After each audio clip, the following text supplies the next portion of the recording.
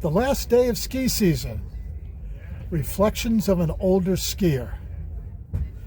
Well, ladies and gentlemen, Dr. Bill here. Thank you for coming back to my channel today. I'm so glad that you're here. First, before I get into the body of my video, I want to say I am so grateful that I got through the entire ski season. I made 34 trips up on the mountain. I'll be talking about my statistics a little bit later, but I got through the entire ski season and did not have a single incident or injury, and I am so grateful for that. You'll hear a lot of noise around me. There's a lot of tailgating parties going on in the parking lot of the resort here because people are wrapping up their season. This was a very interesting season that we had this year. In December and January, we really did not get a lot of snow, although the resort made a lot of snow. We did not get a lot. Fortunately, the temperatures were very cold, and so the mountain held up very well. The skiing held up very well.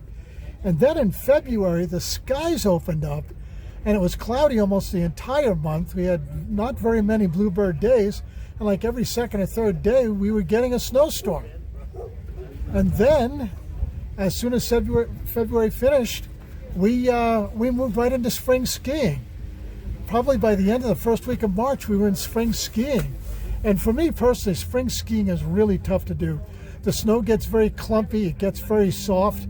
So you're either skiing on top of this heavy snow or you're having to turn into the heavy snow, or you're cutting through the snow, and it just really puts a major beating on my legs.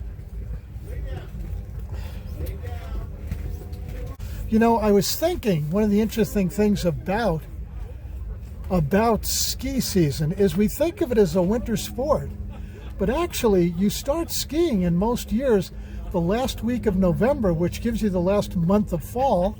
Then you ski throughout the winter, and then you ski into the first month of spring. So really, skiing is a 3-season sport. So I'm going to pack my skis up and head on home. I'm going to be doing some statistical calculations, and I'll share those with you. Well, I'm in the process of deconstructing. The partying around me is getting more and more boisterous, but I'm in the process of deconstructing. But there was one final thing I wanted to add. I had one of the most surreal experiences I've ever had in my career of skiing. So I lost about 3.5 weeks of the ski season due to blackout dates, and then I took my wife for a vacation to Cancun to give her winter escape. So it was on the last day that I was in Cancun.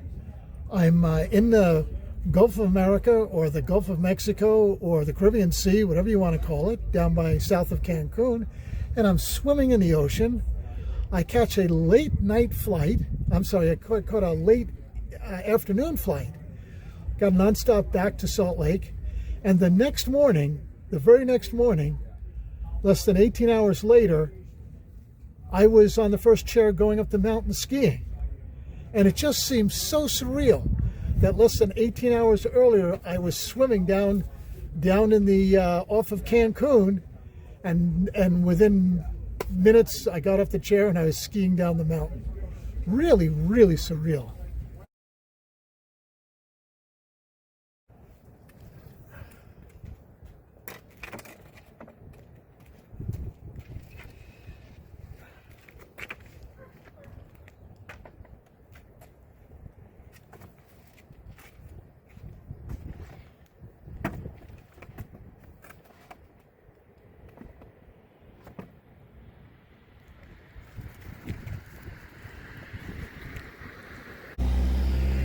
Well, time to unload the car after returning from the last ski trip of the season.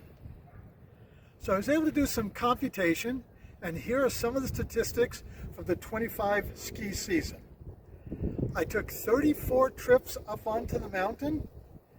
I did 316 downhill runs for a total of 528 miles, which is the equivalent of Salt Lake City to Truckee, California, or from New York City to Raleigh-Durham, South Carolina, all downhill.